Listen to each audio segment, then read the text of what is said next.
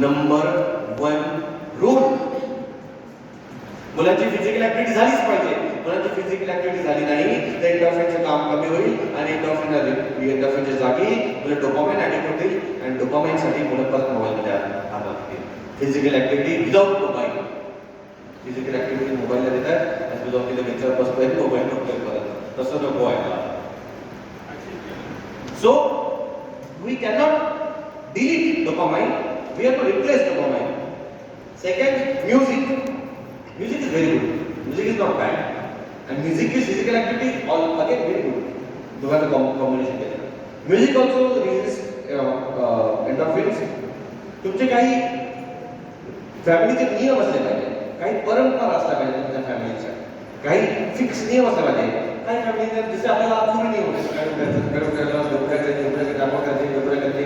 नियम होते, तसे आपल्याला काही नियम बनवावे लागतील. इतक्या वाजता हे होईल, इतक्या वाजता हे होईल, इतक्या वाजता नंतर त्या मोबाईल हाती पकडल्या घ्यायचे नाही. नेक्स्ट इज 2 मिनिटं सर.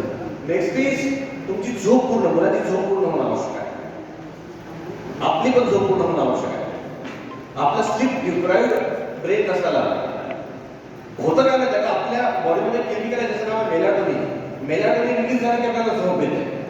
ह्युमन्सचं जाऊ द्या आणि बाकी ॲनिमलमध्ये बघा, बाकी ॲनिमलमध्ये ना रात्र झाली की बरोबर स्वतः झोपतात आणि सकाळ आली थोडंसं ब्लू कलरचं स्काय उजळायला लागलं की ते एकदम अलर्ट होऊन जातात आणि काम करायला लागतात. हा नियम आपल्याला पण लागू होता जोपर्यंत आपल्याकडे लाईटचं इन्व्हेन्शन झालं नाही. म्हणजे जेव्हा लाईट नव्हतं तेव्हा अंधार व्हायचा, आपल्या बॉडीमध्ये मेलाटोनिन नावाचं केमिकल रिलीज व्हायचं, आपल्याला झोप यायची आणि आपण झोपून जायचो. 7-7:30 वाजता झोपायला लागते, 9 वाजता झोपून जायचं.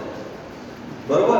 आता लाईट निर्माण झाले, लाईट सोडा, हे लाईट निर्माण झाले, लाईट निर्माण सोडा डोळ्यातून घेऊन आपण बघतोय आणि याच्यातून जो ब्लू लाईट बाहेर निघतोय तो मेलाटोनिन नावाचं केमिकल सिक्रेशन कमी करतो. कारण नियमच आहे, ब्लू लाईटला बघून मेलाटोनिन सिक्रेशन कमी होतो, हा नियमच आहे.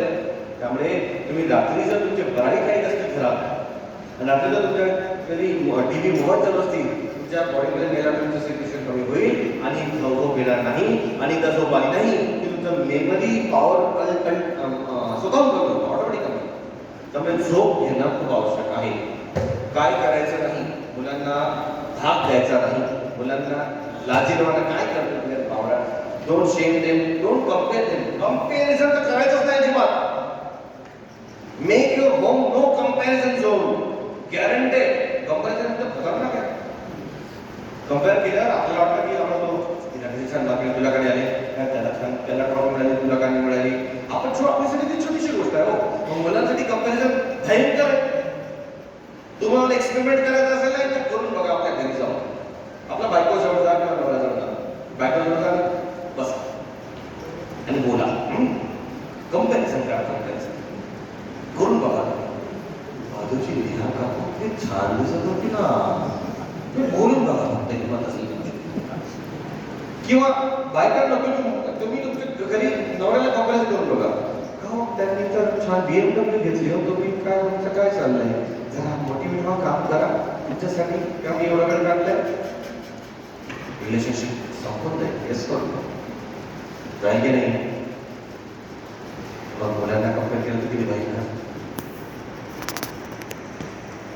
Make your home absolute no comparison zone. So these are the points you have to note it down. That's it from my side. मी तर खूप वेळ घेतला, सॉरी, त्याबद्दल मला क्षमा करा सर. Thank you so much.